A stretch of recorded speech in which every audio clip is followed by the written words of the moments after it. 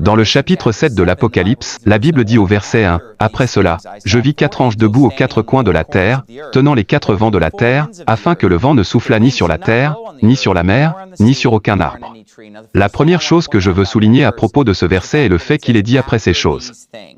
Ce chapitre s'inscrit parfaitement dans la chronologie du livre de l'Apocalypse.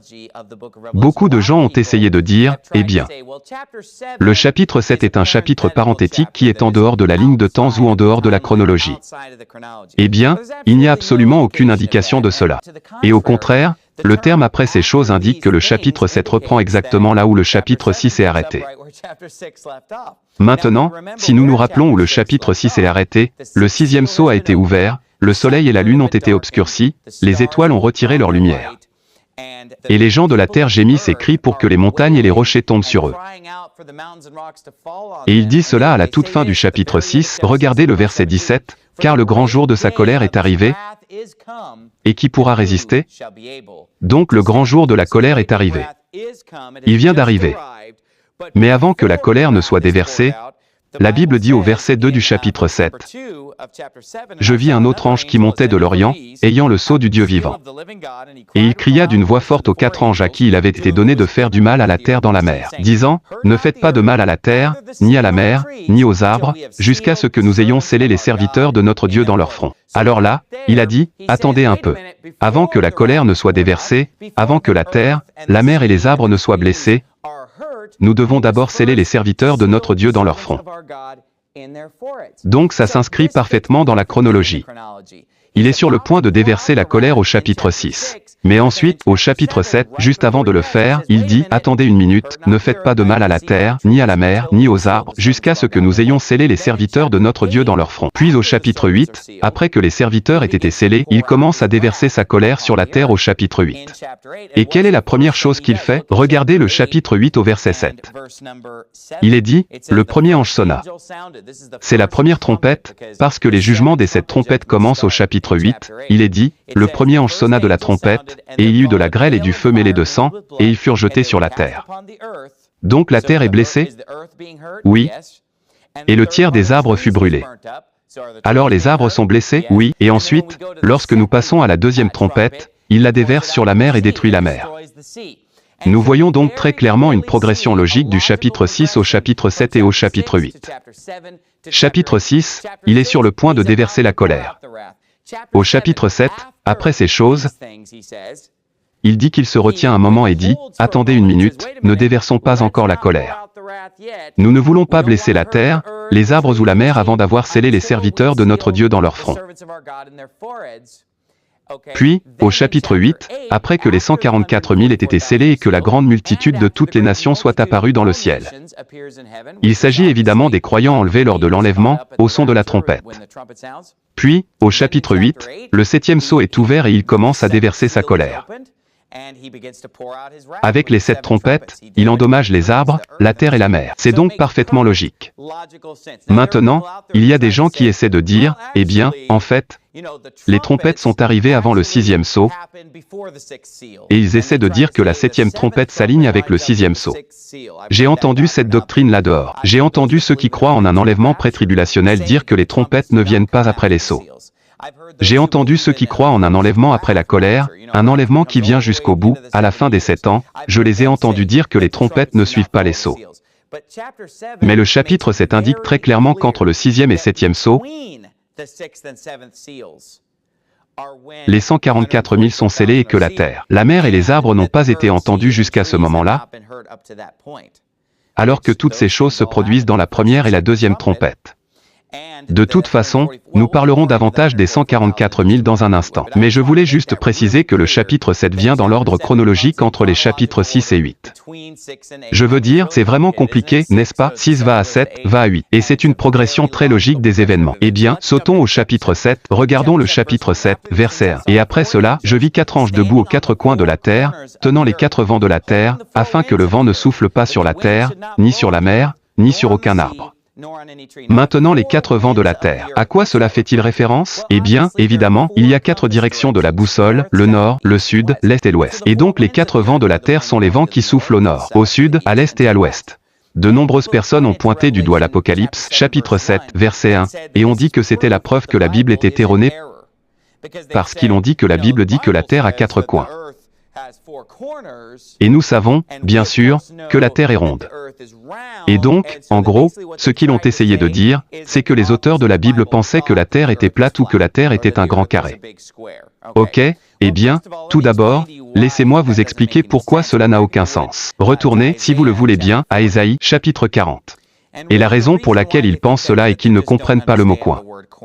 Maintenant, disons pour un moment que Dieu, quand il a dit coin ici, ou l'auteur de l'Apocalypse quand il a dit coin ici, voulait en fait dire coin, comme nous pensons à 2 lignes qui se croisent ou comme un carré à 4 coins. Eh bien, si l'auteur de la Bible pensait que la terre était plate ou qu'elle était un grand carré, cela n'aurait pas vraiment de sens parce que si vous aviez un carré et que vous aviez les 4 vents, il viendrait des côtés du carré, pas des coins, parce que ce seraient des diagonales et ce ne serait pas le nord, le sud-est et l'ouest s'ils venaient d'une diagonale, tout d'abord. Mais deuxièmement, la Bible indique très clairement que la terre est ronde. Tout d'abord, dans le livre de Job, Dieu suspend la terre sur rien. Donc si Dieu suspend la terre à rien, cela montre qu'il ne s'agit pas d'un disque plat ou d'un carré plat assis sur des piliers, comme les gens ont essayé de dire que la Bible le fait. Mais aussi dans Ésaïe chapitre 40, regardez le verset 22. Il est dit, « C'est lui qui est assis sur le cercle de la terre et dont les habitants sont comme des sauterelles, qui étend les cieux comme un rideau et les déploie comme une tente pour y habiter. »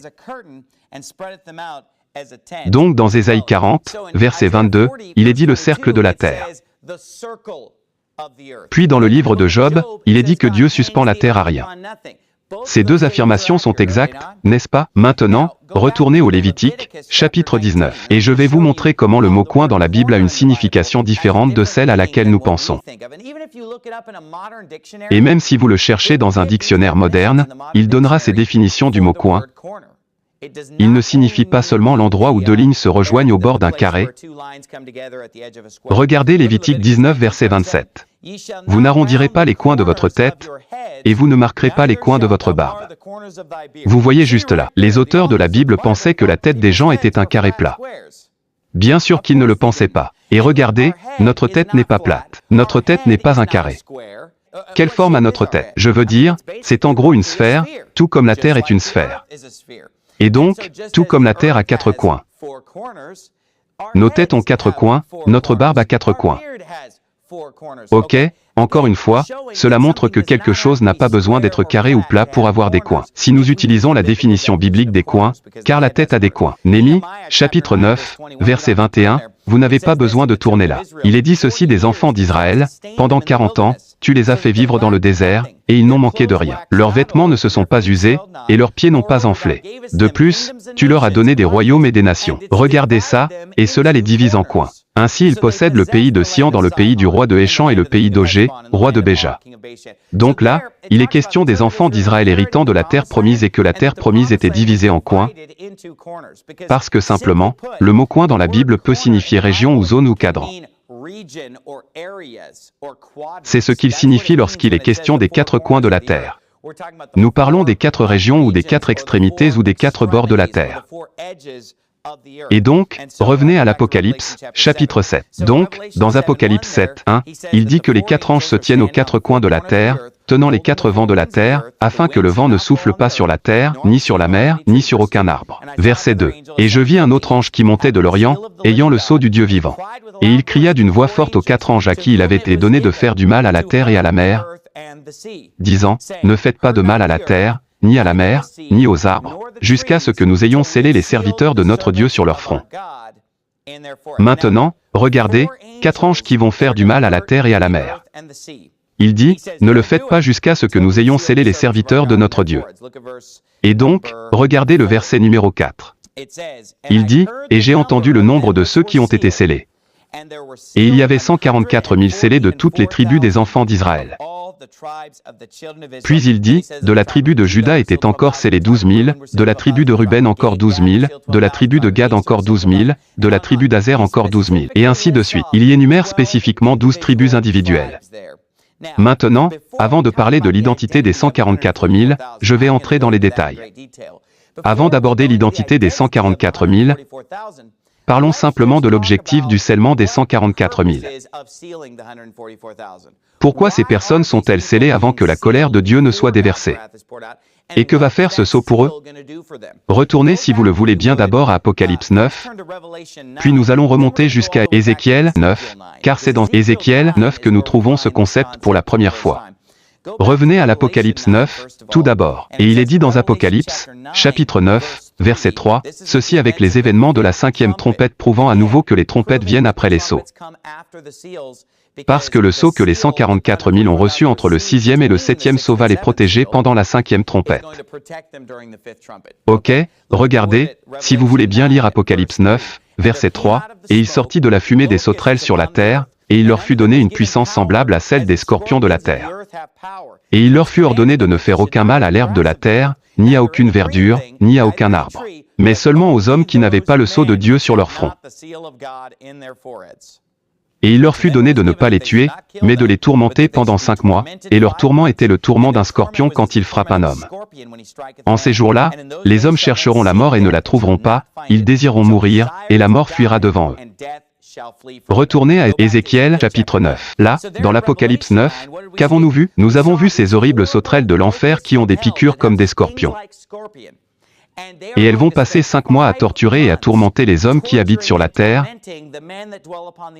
à les piquer et à leur faire subir des douleurs si horribles qu'en ces jours-là, les hommes souhaiteront être morts et désireront mourir et ils ne pourront pas mourir simplement parce que. Il est évident que beaucoup de gens ont du mal à se résoudre à se suicider ou à trouver les moyens de le faire. Mais les gens vont être suicidaires à cause de la douleur extrême qui résulte des sauterelles semblables à des scorpions qui les tourmentent.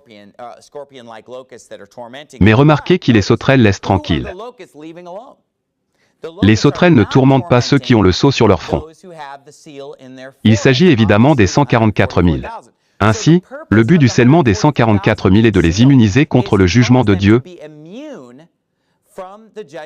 de les immuniser contre ces fléaux de sa colère qui viennent. Maintenant, certains ont dit, bien quand il est dit dans Apocalypse 9, seulement ces hommes qui n'ont pas le sceau de Dieu dans leur front, cela parle juste d'être scellés avec le Saint-Esprit. Non, vous n'êtes pas scellés par le Saint-Esprit sur votre front. C'est la marque qui a été mise sur leur front dans Apocalypse 7. C'est très clair. Retournez à Ézéchiel 9. Et Ézéchiel verra ce concept dans l'Ancien Testament de personnes scellées dans leur front afin de les protéger de la colère de Dieu qui se déverse. Regardez le verset 4 d'Ézéchiel 9. L'Éternel lui dit, « Va au milieu de la ville, au milieu de Jérusalem, et mets une marque sur le front des hommes qui soupirent et qui crient à cause de toutes les abominations qui se commettent au milieu de la ville. » Dans Ézéchiel 9 verset 4, il parle de mettre une marque sur le front de ceux qui sont bouleversés par tous les péchés et les méchancetés qui se produisent dans leur nation. Ce ne sont pas ceux qui y participent.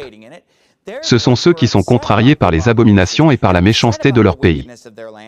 Il dit, mettons une marque sur eux, dans leur front. Ainsi, Ézéchiel 9 verset 4 est parfaitement lié à Apocalypse 9 verset 4. Ok, regardez le verset 5. Et il dit aux autres, à mon oreille, allez après lui à travers la ville et frappez, que vos yeux n'épargnent pas. N'ayez pas non plus de pitié. Tuez par interdit les vieillards et les jeunes gens, les jeunes filles, les petits enfants et les femmes, mais n'approchez pas de l'homme qui porte la marque, et commencez par mon sanctuaire. Et ils commencèrent par les anciens qui étaient devant la maison. Et il leur dit, souillez la maison et remplissez les parvis de mort. Allez-y. Et ils sortirent et tuèrent dans la ville, et ainsi de suite. Donc dans Ézéchiel chapitre 9, Dieu déverse son jugement. Dieu massacre les méchants du pays. C'est juste une vision. Ça ne se passe pas littéralement dans Ézéchiel 9. C'est une vision qu'Ézéchiel voit. Et dans cette vision, toute personne qui a cette marque sur le front est épargnée de la colère. Elle est épargnée d'être tuée dans le jugement de Dieu. C'est ce à quoi il est fait allusion dans l'Apocalypse, chapitre 7, dans l'Apocalypse chapitre 9. Au fond, c'est le même type de symbolisme et le même type d'événement. Bien sûr, les événements d'Apocalypse 7 et d'Apocalypse 9 sont très littéraux. Mais dans Ézéchiel 9, il voyait cette vision. Cela avait à voir avec des choses qui allaient se produire très bientôt autour de lui. Mais c'était aussi une préfiguration des événements du livre de l'Apocalypse. Voici maintenant ce qui est intéressant à propos d'Ézéchiel 9. Je crois que l'Antéchrist se servira d'Ézéchiel 9 et d'Apocalypse 7, 9 et 22 pour justifier sa marque de la bête qui sera apposée sur le front. Vous voyez, le diable est un faussaire, n'est-ce pas? La Bible parle de la façon dont ceux qui travaillent pour Satan viendront prêcher un autre évangile. Et dans Galates chapitre 1, il dit qu'ils viendront prêcher un autre évangile, mais il dit, qui n'est pas un autre, mais il y en aurait qui pervertiraient l'évangile du Christ. Donc l'évangile du diable n'est pas un évangile complètement différent. C'est le vrai évangile perverti, c'est le vrai évangile tordu. Ainsi, le diable prend constamment ce que Dieu a, ce que Dieu dit et ce que Dieu fait, et il le corrompt constamment, le tord, le pervertit. Il est le maître faussaire. Tout comme nous avons dans notre langue anglaise, la Bible du roi Jacques, la parole de Dieu parfaitement préservée, sans erreur. Il existe de nombreuses contrefaçons, de nouvelles versions de la Bible qui déforment et changent complètement les choses et attaquent les doctrines bibliques qui sont si importantes, ce qui montre que le diable est un faussaire, et il va contrefaire la marque qui va dans le front dans Ézéchiel 9 et finalement dans Apocalypse 22, dans le nouveau ciel et la nouvelle terre. Et je crois qu'il utilisera Ézéchiel 9 pour justifier le meurtre de ceux qui ne reçoivent pas la marque. Parce que vous vous souvenez, le faux prophète dans Apocalypse chapitre 13 va ordonner que quiconque n'adorera pas la bête sera tué. Et il va ordonner qu'ils reçoivent tous une marque sur leur front. Eh bien, ce qu'il va faire, c'est qu'il va dire, vous voyez, Ézéchiel 9 dit de tuer tous ceux qui n'ont pas la marque sur leur front. Hommes, femmes, garçons, filles, c'est ce que nous allons faire. Et donc le diable est constamment en train de tordre les Écritures, de tordre les concepts du Seigneur dans les siens et de les faire devenir un mensonge dans le processus. Vous voyez, le meilleur mensonge a toujours une petite part de vérité, n'est-ce pas? Si vous avez un mensonge qui n'a aucune vérité en lui, personne ne va le croire. Mais les mensonges efficaces. Je ne veux pas dire le meilleur mensonge parce qu'il est évident que les mensonges ne sont pas bons. Mais les menteurs efficaces mélangent autant de vérité que possible pour vous attirer. Par exemple, si je devais utiliser un faux billet, je ne vais pas utiliser de l'argent de Monopoly, n'est-ce pas? Je vais essayer d'obtenir un billet qui ressemble le plus possible au vrai billet. Ainsi, le diable essaie constamment d'imiter le Seigneur et Jésus-Christ afin d'amener les gens à le croire, afin d'attirer les gens vers lui. Ainsi, la marque du diable sur la bête dans Apocalypse 13 est une contrefaçon de la marque que nous voyons au chapitre 7, 9 et 22 de l'Apocalypse, et aussi dans Ézéchiel, au chapitre 9. Maintenant, la raison pour laquelle je vous ai fait passer au second roi 16 est que je veux vous expliquer rapidement qui sont les 144 000. Nous avons déjà établi le fait que les 144 000 seront sur cette terre pendant que Dieu déverse sa colère. Exact. Parce que pendant que ces sauterelles piquent les gens, ils sont immunisés contre cela, parce que les sauterelles ont reçu l'ordre de ne pas faire de mal à quiconque a le sceau de Dieu sur son front. Et donc les 144 000 sont scellés pour les protéger des fléaux de la colère de Dieu. Ils seront sur cette terre pendant cette période. Mais qui sont ces 144 000? Maintenant, j'ai souvent entendu cette citation, et presque chaque fois que j'entends quelqu'un parler des 144 000, ils disent toujours ceci, les 144 000 Juifs. Quelqu'un les a-t-il déjà entendu dire ça, les 144 000 Juifs? C'est comme ça qu'ils l'ont toujours cité. Eh bien, qu'en est-il des 144 000 Juifs dans l'Apocalypse, chapitre 7 dans Apocalypse 14? Maintenant, regardez, est-ce que l'Apocalypse 7 a dit 144 000 Juifs? Non, pas du tout. Qu'est-ce que ça dit? 144 000 des 12 tribus des enfants d'Israël, vous dites, Pasteur Anderson, avez-vous perdu la tête? Les 12 tribus des enfants d'Israël sont les Juifs, c'est faux? Et parce que les gens se trompent, ils font beaucoup d'autres erreurs parce que le mot « juif » ne fait pas référence aux 12 tribus des enfants d'Israël. Et je vais vous prouver dès maintenant que les 144 000 de toutes les tribus des enfants d'Israël ne sont pas les Juifs, entre guillemets. En fait, la seule fois où le mot « juif » est utilisé, et je n'essaie pas de faire une rime ici, mais la seule fois où le mot « juif » est utilisé dans le livre de l'Apocalypse est au chapitre 2 et 3, disant qu'ils sont la synagogue de Satan. Ok. C'est la seule fois où vous trouvez le mot « juif ». Les 12 tribus des enfants d'Israël. lorsqu'elles ont été réunies en un seul royaume, n'ont jamais été appelées les Juifs. Laissez-moi juste vous donner un peu d'histoire avant que nous n'entrions dans 2 Rois verset 16, et vous dites, pourquoi se tourner vers 2 Rois verset 16? Parce que 2 Rois verset 16 est la première fois dans la Bible qui utilise le mot juif. Saviez-vous que la première fois que le mot juif est utilisé dans la Bible, c'est dans le chapitre 16 du second roi? Et je vais vous prouver qu'il n'est pas équivalent aux 12 tribus des enfants d'Israël.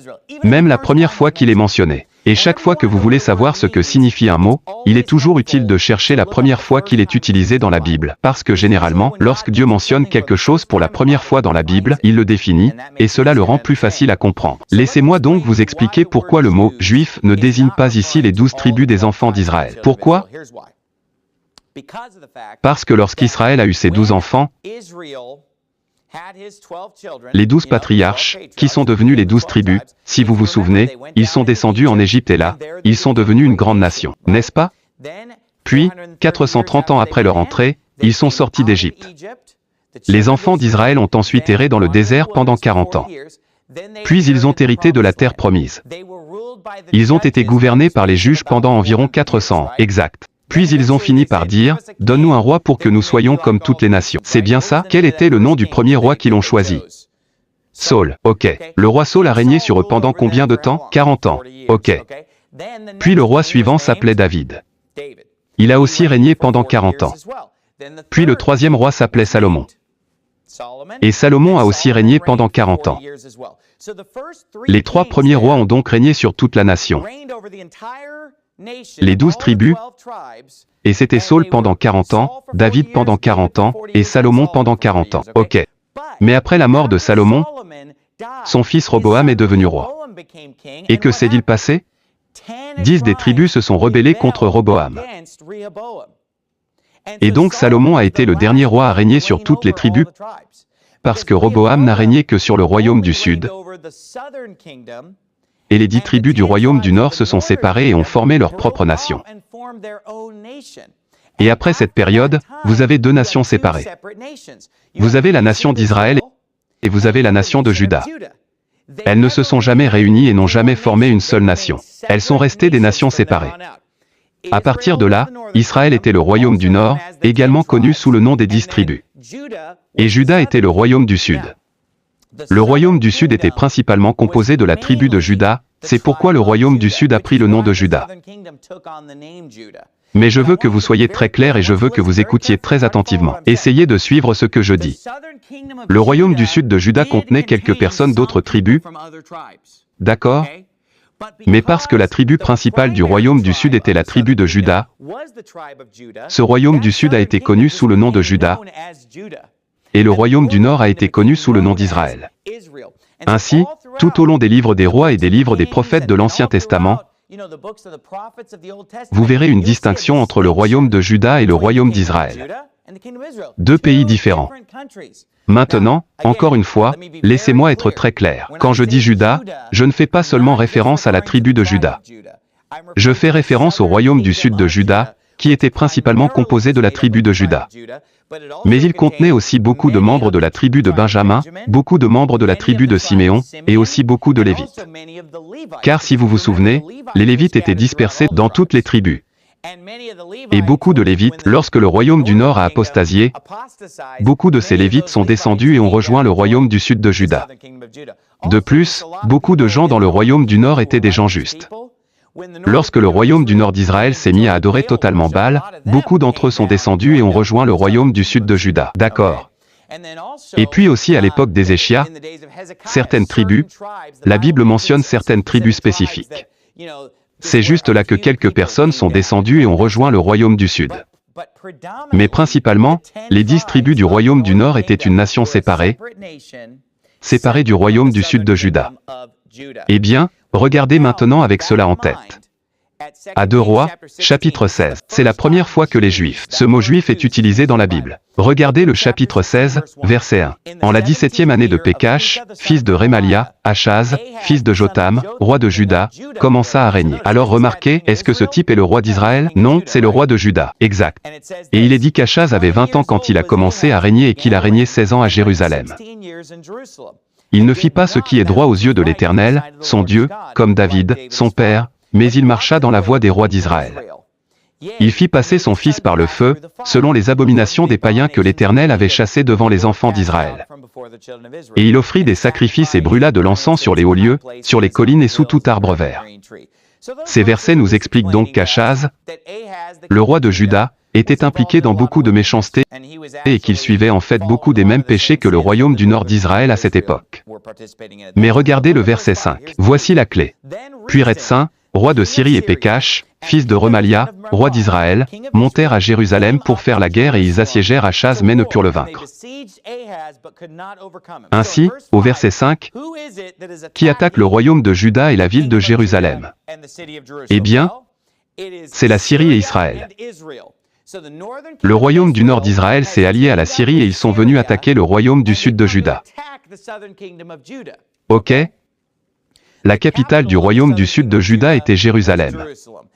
La capitale du royaume d'Israël du nord était Samarie. La capitale du royaume de Syrie était Damas. Ok? Donc la Syrie et Israël descendent pour attaquer Jérusalem et le royaume de Juda. Maintenant, regardez le verset 6. En ce temps-là, Rétsin, roi de Syrie, récupéra l'Élat en Syrie et chassa les Juifs d'Élat. Et les Syriens vinrent à Élat et y habitèrent jusqu'à ce jour.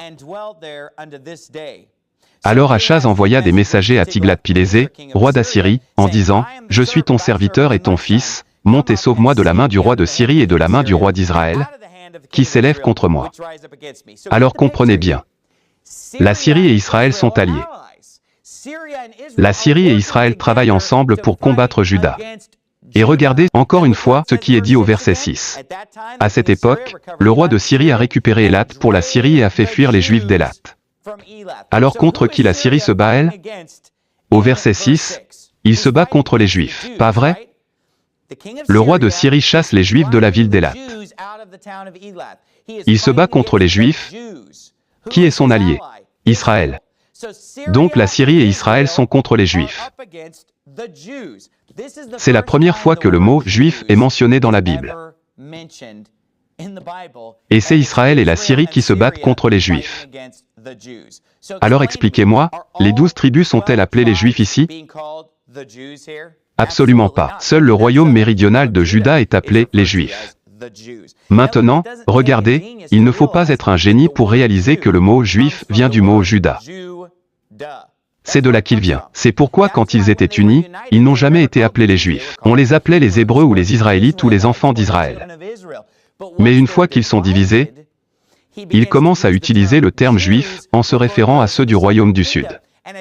Si vous étudiez l'Ancien Testament et que vous voyez le mot juif dans Esdras, Néhémie, Esther, le livre de Daniel, vous remarquerez qu'il s'agit du royaume du Sud qui est parti en captivité à Babylone et qui est revenu de la captivité babylonienne. On les appelle les Juifs. Maintenant, regardez le chapitre 17 de 2 Rois. Dans 2 Rois, chapitre 17, nous voyons un autre mot apparaître pour la première fois. Donc dans 2 Rois 16, nous avons vu la première fois du mot juif. Maintenant regardons le chapitre 17 de 2 Rois et nous verrons la première fois que le mot samaritain est utilisé. Regardez le verset 28. Un des prêtres qui l'avait emmené de Samarie vint habiter à Béthel et leur enseigna comment ils devaient craindre l'Éternel. Bien que chaque nation ait fait ses propres dieux et les ait placés dans les maisons des hauts lieux que les Samaritains avaient construits. Remarquez donc ici qu'une personne de Samarie est connue comme quoi? Un Samaritain. Chaque nation dans les villes où ils habitaient. Notez qu'ils ne commencent pas à être appelés les Samaritains avant le 2e roi. Avant ce point, ils étaient juste connus comme les enfants d'Israël ou les 10 tribus du royaume du nord d'Israël. Mais à partir du chapitre 17 de 2 Rois, ils commencent à être connus ici comme les Samaritains. Pourquoi? Que s'est-il passé? Pourquoi sont-ils connus sous le nom de Samaritains? Eh bien, à cause du fait qu'à peu près à cette époque ils sont allés en captivité, ils ont été conquis par les Assyriens. Et quand les Assyriens ont emmené le royaume d'Israël du nord en captivité, ils ont ramené beaucoup d'enfants d'Israël au pays d'Assyrie. Mais ils ont laissé les pauvres du pays pour qu'ils restent dans le royaume du nord d'Israël. Mais ils ont ensuite fait venir tous ces autres peuples de toutes ces autres nations, tous ces étrangers, et tous les étrangers qui ont été amenés se sont mêlés aux Israélites du royaume du nord. Et donc ce groupe de personnes mélangées, c'est-à-dire les 10 tribus des enfants d'Israël qui sont restés derrière, se sont mélangés à toutes ces autres nations qui ont été amenées et assimilées dans cette nation mélangée. Ce groupe mélangé est devenu connu sous le nom de Samaritains. D'accord, parce qu'ils vivaient en Samarie. Laissez-moi vous expliquer la signification du mot Samarie.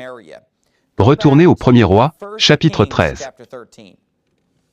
Et je sais que je passe beaucoup de temps sur ce sujet, mais il est très important que nous comprenions cela parce que les gens vont encore te dire 144 000 Juifs. Le chapitre 7 de l'Apocalypse est entièrement au sujet de ces 144 000 Juifs. Et c'est faux, et je le prouve en ce moment même. Je veux que vous obteniez cette information. Les Juifs sont ceux qui sont du royaume du sud de Juda, qui était principalement la tribu de Juda et la tribu de Benjamin et certains des Lévites. Oui, il y avait quelques personnes d'autres tribus, mais la grande majorité des gens venaient de la tribu de Juda. C'est pourquoi cette nation est devenue connue sous le nom de nation de Juda. Regardez 1 Roi 13, verset 32. Car c'est la première fois que le mot Samarie est utilisé dans la Bible. Car le sang qu'il a crié, par la parole de l'Éternel, contre l'autel de Béthel et contre toutes les maisons des hauts lieux qui sont dans la ville de Samarie, s'accomplira certainement. Nous voyons donc ici les villes, au pluriel, de Samarie. Dans 1 Roi 13 verset 2, donc Samarie n'est pas juste une ville, n'est-ce pas? C'est une région. Parce qu'il dit, les villes de Samarie. Maintenant allons à 1 Roi 15 verset 33. Maintenant, ce que je veux vous montrer dans 1 Roi 15 verset 33. Parce que vous vous souvenez que nous avons parlé du royaume du nord d'Israël et du royaume du sud de Juda. Quelle était la capitale du royaume du sud de Juda? Jérusalem. Ok, quelle était la capitale du royaume d'Israël du nord? Eh bien, avant d'être Samarie, c'était un endroit appelé Tirtsa. Regarde dans 1 Roi 15 verset 33. La 3e année du roi Asa, roi de Juda, Baécha, fils d'Aïja, régna sur tout Israël à Tirtsa pendant 24 ans. Donc, dans 1 Roi 15 verset 33, le roi d'Israël régna depuis une capitale appelée Tirtsa. Ok, allez au chapitre 16. Au chapitre 16, la Bible dit au verset 29, et la 38e année d'Asa, roi de Juda, Achab, fils d'Omri, commença à régner sur Israël. Et Achab, fils d'Omri, régna sur Israël à Samarie pendant 22 ans. Donc au chapitre 15, ils régnèrent de Tirtsa. Au chapitre 16, ils régnèrent de Samarie. Voici pourquoi, il y avait un roi, nommé Zimri. Le roi du royaume d'Israël du nord s'appelait Zimri. Il a seulement régné pendant 7 jours. Il s'est emparé de la nation. Il ne voulait pas de lui. Il a régné que pendant 7 jours. Alors Omri, le capitaine de son armée, est venu renverser le roi Zimri après seulement 7 jours de règne. Eh bien, quand Omri se montre pour prendre le royaume et l'enlever à Zimri, ce dernier décide de se suicider et de démolir le palais. C'était un peu comme, si je ne pouvais pas régner depuis ce palais, personne ne le pourrait. Alors que fait-il? Zimri met le feu à l'endroit. Zimri réduit en cendres le palais de Tirtsa. Et quand Zimri a brûlé le palais de Tirtsa, il est mort, Omri a régné et Omri a pris le contrôle de la nation. Mais le palais est réduit en cendres. Alors Omri décide au lieu de reconstruire au même endroit à Tirtsa, il décide de commencer une toute nouvelle capitale, et il va se construire une toute nouvelle maison. Et il achète un morceau de terre à un gars nommé Shémé. Et quand il achète ce terrain à Shémé, il le nomme d'après Shéma. Il le nomme Samaria. Et à partir de ce moment-là, Samarie devient la capitale du royaume d'Israël du Nord. Plus tard, toute cette région sera connue sous le nom de Samarie. Et au moment où nous arrivons au Nouveau Testament, vous m'écoutez? Au moment où nous arrivons au Nouveau Testament, toute cette région de ce qui était le royaume du Nord est connue sous le nom de Samarie. Et les gens qui y vivent sont connus sous le nom de Samaritains et de Samaritaines. Ils sont fondamentalement une nation mélangée. Un groupe de personnes mélangées ethniquement, parce qu'ils sont juste un mélange total des 10 tribus mélangées avec ces étrangers païens qui ont été amenés par les Assyriens des centaines et des centaines d'années auparavant. Ok? Passons maintenant à l'Apocalypse 14. Ainsi, dans le livre d'Esther, Par exemple, la Bible dit ceci au verset 17, du chapitre 8, « Dans chaque province et dans chaque ville, partout où arrivait l'ordre du roi et son décret, les Juifs eurent de la joie et de l'allégresse, un festin et un jour de fête, et beaucoup de gens du pays devinrent Juifs car la crainte des Juifs tomba sur eux. » Tout comme dans le livre de l'Exode, la Bible disait que quiconque le voulait pouvait se joindre à la nation d'Israël en devenant circoncis et en gardant la Pâque. Et il pouvait se joindre à la nation. Eh bien, c'était la même chose avec la nation de Juda.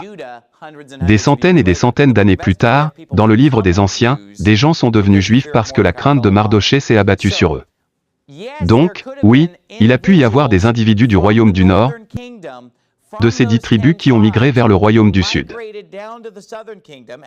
Et la Bible l'enregistre à l'époque d'Ézéchias et à d'autres époques où ils ont émigré et rejoint la nation de Juda. Peut-être de la tribu de Zabulun ou de la tribu d'Asher et ainsi de suite. Mais laissez-moi vous expliquer ceci. La grande majorité des gens de ces 10 tribus se sont assimilés aux païens. Vous dites, pourquoi avez-vous passé tant de temps à nous expliquer les Juifs contre les Samaritains et le royaume d'Israël du Nord contre le royaume de Juda du Sud? En voici la raison. Parce que lorsque nous arrivons à l'époque du Nouveau Testament, lorsque la Bible parle des Juifs, elle parle des gens qui vivent en Judée. C'est-à-dire des gens du royaume du Sud, qui sont principalement de la tribu de Juda, bien que beaucoup de Benjamites fassent partie de ce royaume du Sud. Il n'y a qu'une seule personne dans tout le Nouveau Testament qui est mentionnée comme étant de l'une de ces 10 tribus perdues, et c'est la femme qui prophétise sur l'enfant Jésus dans le chapitre 2 de Luc. Elle est de la tribu d'Azer. Et c'est tout. C'est la seule mentionnée parce que surtout vous trouvez des gens de la tribu de Juda. Paul a dit, « Je suis de la tribu de Benjamin. » Regardez, Benjamin était une tribu du royaume du Sud et puis aussi les Lévites. Vous verrez, certains Lévites sont mentionnés. Pourquoi est-ce important? Parce que les 10 tribus du royaume du Nord, beaucoup d'entre elles sont complètement perdues aujourd'hui. Maintenant, vous pouvez facilement voir comment cela pourrait se produire. Les 10 tribus ont été mêlées à un groupe de païens. Elles ont perdu leur généalogie, leur identité tribale. Elles se sont totalement mélangées à des nations païennes, au point que Jésus ne les a même pas considérées comme des enfants d'Israël. Dans Matthieu, chapitre 10, lorsqu'il a dit, « N'entrez pas dans le chemin des païens, ni dans aucune ville des Samaritains, n'y entrez pas, mais allez plutôt vers les brebis perdues de la maison d'Israël. » Il regarde les Samaritains, les considérant comme différents de la maison d'Israël parce qu'ils sont tellement mélangés avec les païens. Remarquez que Jésus établit une distinction entre les païens et les Samaritains et la maison d'Israël à cette époque. Et encore une fois, une toute autre erreur est que les gens pensent que tous ceux qui ne sont pas juifs sont des païens.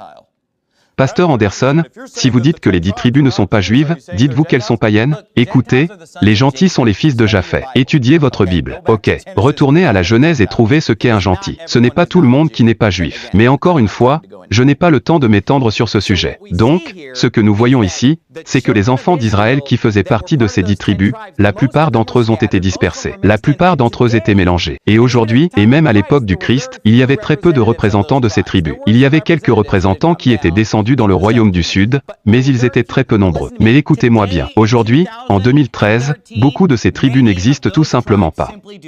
C'est un fait. Recherchez. Je veux dire, sortez une encyclopédie et cherchez la tribu de Gad. Cherchez la tribu de Ruben. Et vous savez ce que ça va dire? Ils vont dire que cette tribu a été conquise par les Assyriens, qu'elle a été mélangée, dispersée, mélangée aux païens. Et que par conséquent, nous ne pouvons pas retrouver cette tribu aujourd'hui. Nous n'avons aucune idée de l'endroit où se trouve cette tribu aujourd'hui. Cette tribu a cessé d'exister en tant que groupe de personnes. Vous trouverez un tas de gens qui disent « Nous sommes des Juifs ». Mais trouverez-vous la tribu de Ruben aujourd'hui en 2013? Montrez-moi un Rubinite. Montrez-moi un Gadite. Montrez-moi ces tribus. Maintenant, regardez, je vous mets au défi de trouver ne serait-ce que 100 personnes de la tribu de Ruben. Mais attendez une minute, les 144 000 sont 12 000 de chaque tribu. Vous voyez où je veux en venir? Ce n'est pas seulement « Oh, nous avons trouvé 144 000 juifs. La prophétie s'est accomplie. » Non, je prends la Bible au pied de la lettre. Ceux qui veulent dire qu'il s'agit de 144 000 juifs ne la prennent pas au pied de la lettre, parce qu'ils disent en gros « Oui, 144 000 juifs. » Ça marche. Non, ce n'est pas 144 000 Juifs. C'est 12 000 de Ruben, c'est 12 000 de Gad, c'est 12 000 d'Isaacar. Ce n'est pas quelque chose qui existe aujourd'hui sur cette planète, sans parler des autres critères, car regardez Apocalypse 14 et vous verrez que c'est une facture encore plus difficile à remplir. Vous ne serez même pas en mesure de trouver 12 000 de ces tribus. Mais regardez ce qu'il dit d'autre au verset 1 du chapitre 14. Il dit, « Et je regardais et l'agneau se tenait sur la montagne de Sion et avec lui 144 000 ayant le nom de son père écrit dans leur front. Et j'entendis du ciel une voix comme la voix de grandes eaux et comme la voix d'un grand tonnerre. Et j'entendis la voix de harpistes qui jouaient de leur harpe. Et ils chantèrent, pour ainsi dire, un cantique nouveau devant le trône et devant les 4 animaux et les anciens. Et nul ne pouvait apprendre ce cantique, si ce n'est les 144 000 qui ont été rachetés de la terre. » Regardez, verset 4. Essayez de trouver cela en 2013 ou à n'importe quel moment dans le futur des tribus qui virtuellement et réellement n'existent pas. Ce sont eux, verset 4, qui ne se sont pas souillés avec des femmes, car ils sont vierges. Ce sont ceux qui suivent l'agneau, où qu'il aille. Ils ont été rachetés d'entre les hommes, étant les prémices de l'agneau pour Dieu. Et dans leur bouche ne s'est trouvé aucun mensonge, car ils sont irréprochables devant le trône de Dieu. Nous voyons donc ici que ces 144 000 de toutes les tribus des enfants d'Israël, remarquez que ce sont des mâles. Ils sont tous de sexe masculin. Eh bien, cela élimine la moitié de la population, n'est-ce pas? Parce que nous ne parlons que d'hommes. Et remarquez ceci, ils sont tous vierges. Nous parlons donc de 12 000 vierges hommes sauvés de chaque tribu des enfants d'Israël,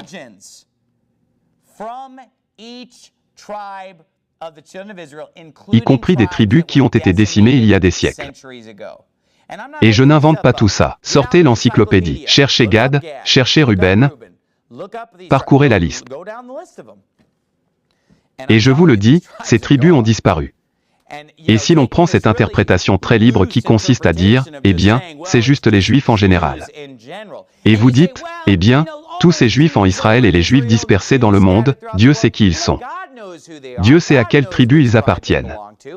Mais écoutez, vous savez ce que Dieu sait? Il sait à quelle tribu ils appartiennent. Et la plupart d'entre eux sont de la tribu de Juda, et certains d'entre eux sont de la tribu de Benjamin, et certains d'entre eux sont de la tribu de Lévi. Et peut-être quelques rares exceptions sont de certaines de ces autres tribus. Mais laissez-moi vous dire quelque chose. Il n'y a pas 12 000 Rubinites. Cette tribu a été décimée et a disparu. Et alors vous dites, eh bien, qu'est-ce que vous dites, Pasteur Anderson? Je ne comprends pas. Où voulez-vous en venir? Si ce ne sont pas 144 000 Juifs, alors qui sont-ils? Je le prends au pied de la lettre.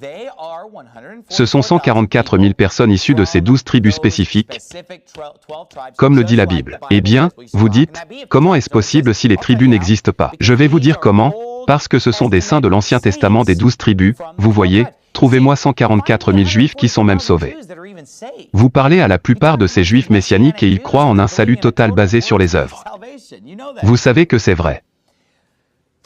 Les 144 000 des 12 tribus des enfants d'Israël sont des saints de l'Ancien Testament, de ces 12 tribus littérales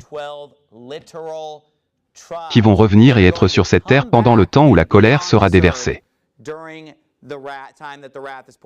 En fait, les 144 000 sont déjà au ciel en ce moment. Ce sont des saints de l'Ancien Testament qui sont décédés il y a des milliers d'années. Maintenant, regardez, il est très facile de comprendre comment Dieu a pu trouver 12 000 vierges hommes qui étaient justes de chaque tribu.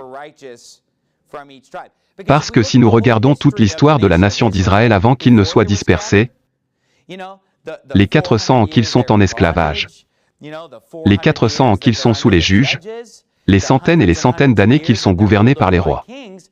Ne pensez-vous pas que dans cette période de plus de 1000 ans, vous allez trouver 12 000 hommes vierges très justes, des hommes pieux de chaque tribu qui pourraient facilement correspondre à ce projet?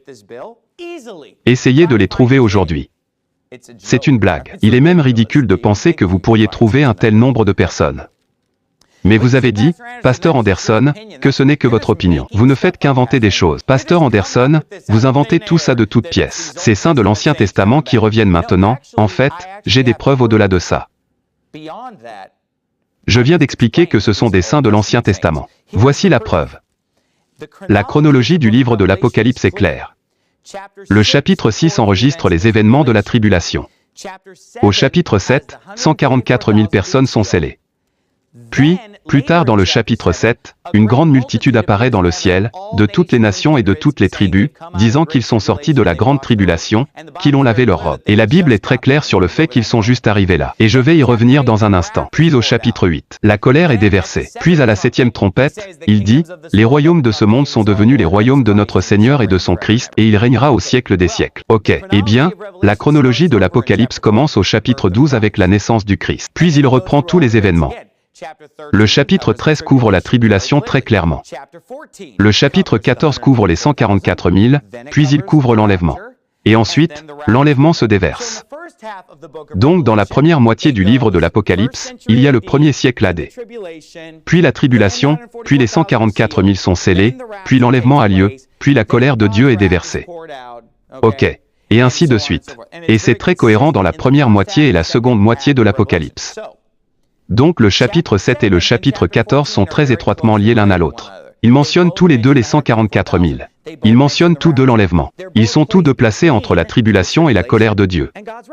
Le chapitre 6 est la tribulation. Le chapitre 7, puis le chapitre 8, c'est la colère de Dieu. Ok, la deuxième moitié de l'Apocalypse, 12 et 13, c'est la tribulation, 14, ce sont les 144 000, l'enlèvement, et puis 15 et 16, c'est la colère de Dieu. C'est très cohérent dans les deux endroits. Ok? Alors regardez Apocalypse 14, et je veux m'éloigner des 144 000 parce que je veux finir le reste du chapitre 7. Mais c'est un sujet vraiment important, donc je veux y consacrer beaucoup de temps. Donc, gardez à l'esprit que le chapitre 13 décrit la tribulation et que les chapitres 15 et 16 traitent de Dieu déversant sa colère. Ok, regardons l'ordre ici. Dans quel ordre cela s'est-il passé au chapitre 7? Eh bien, les 144 000 en premier ont été scellés.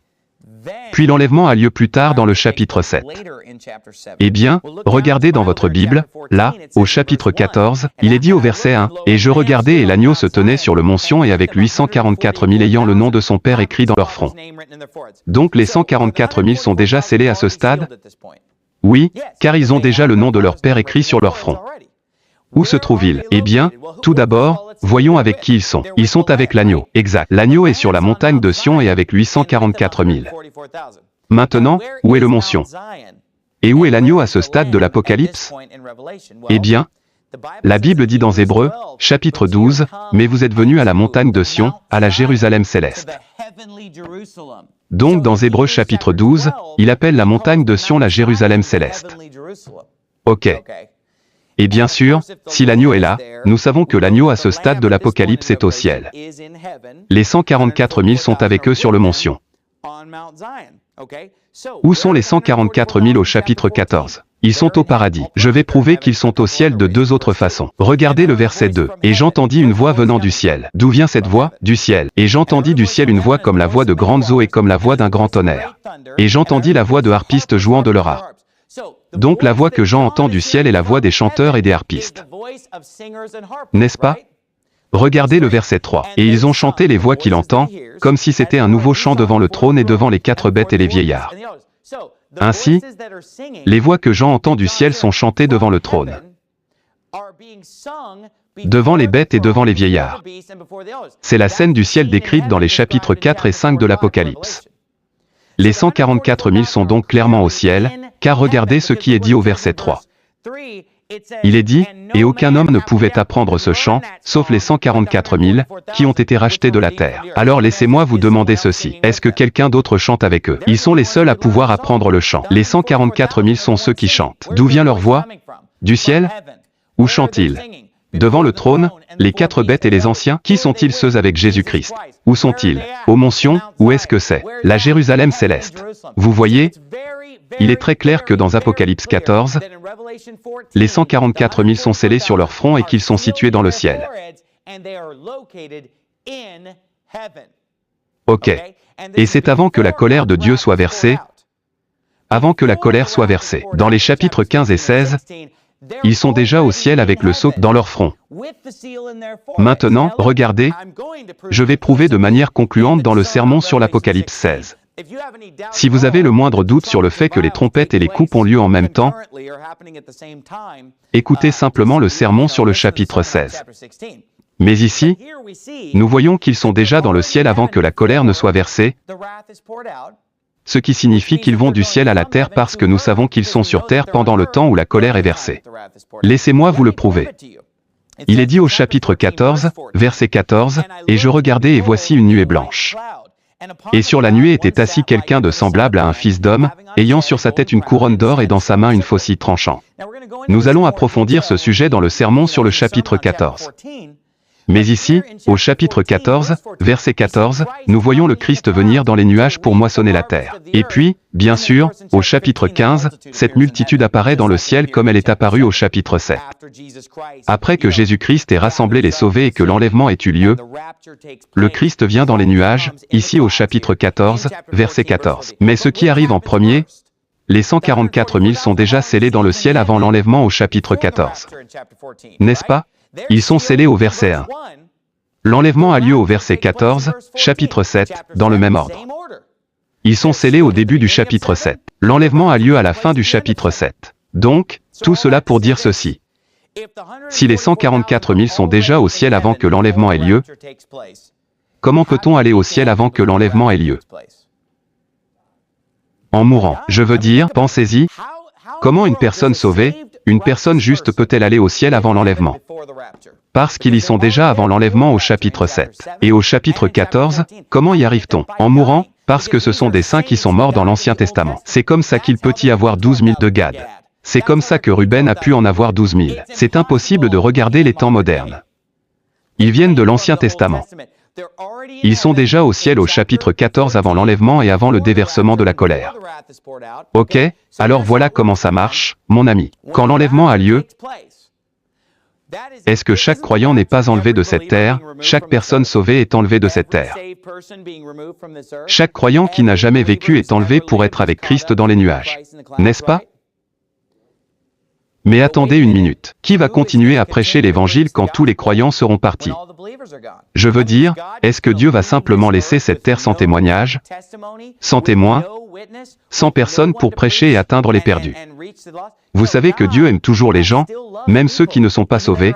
Beaucoup de ces gens seront des réprouvés qui ont déjà pris la marque de la bête. Mais les autres qui n'ont pas encore pris la marque de la bête pourront être sauvés après l'enlèvement.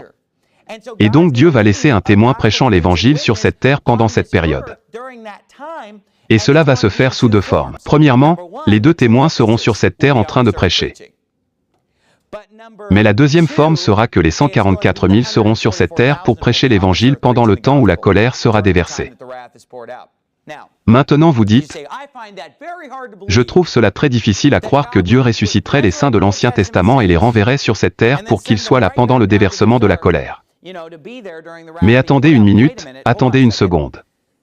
Je crois que les deux témoins sont Moïse et Élie. La plupart des gens sont d'accord avec moi sur ce point. Ne sont-ils pas des saints de l'Ancien Testament qui reviennent et sont sur cette terre pendant que la colère est déversée? Alors pourquoi est-il difficile de croire que les 144 000 sont dans le même cas? Et attendez une minute, est-ce que vous oubliez le fait que juste quelques années après l'enlèvement, nous serons tous de retour sur cette terre pour gouverner et régner avec le Christ pendant 1000 ans? Ne serons-nous pas tous de retour? Donc, en fait, les 144 000 reviennent juste un peu plus tôt. Les deux témoins reviennent encore plus tôt que cela.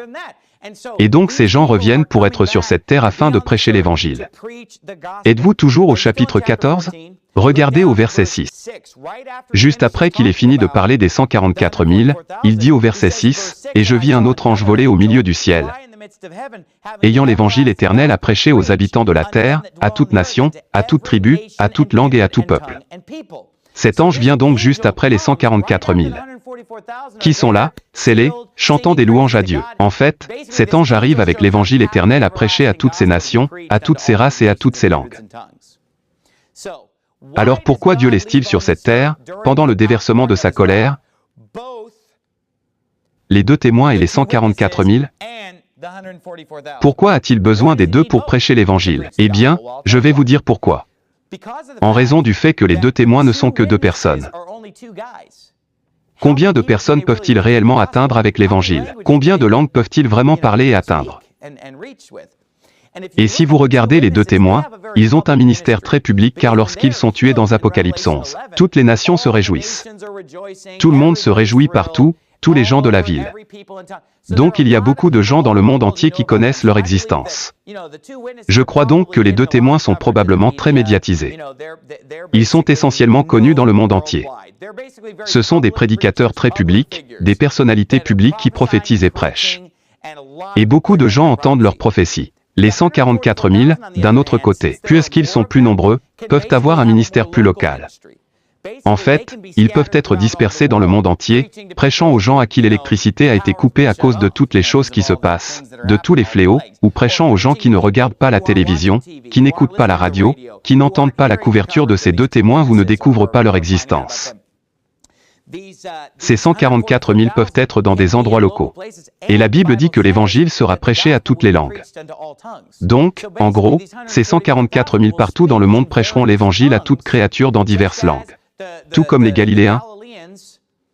Vous savez, ils étaient tous Galiléens dans Acte 2, rappelez-vous, ils ont tout parlé dans d'autres langues, selon le don de l'Esprit Saint. Les 144 000 seront partout dans le monde pour prêcher l'évangile à chaque créature en différentes langues. Vous savez, basiquement, certains d'entre eux seront en Inde, et ils parleront ces langues. Certains seront en Chine, parlant chinois, certains seront en Afrique, certains seront aux États-Unis, certains seront en Amérique du Sud. Ces 144 000 seront laissés sur cette terre pour prêcher la vérité à ceux qui sont restés derrière. Ceux qui ont déjà pris la marque, ils sont réprouvés. C'est trop tard pour eux. Mais ceux pour qui il n'est pas trop tard, ceux qui n'ont pas encore reçu la marque de la bête, des enfants ou des adultes qui ne l'avaient simplement pas prise pour une raison quelconque. Peut-être qu'ils en ont juste peur. Peut-être que comme les gens du type conspirationniste, même s'ils ne sont pas sauvés, ils ne veulent pas prendre cette marque de la bête. Ils sont hors du réseau de toute façon, pas vrai ?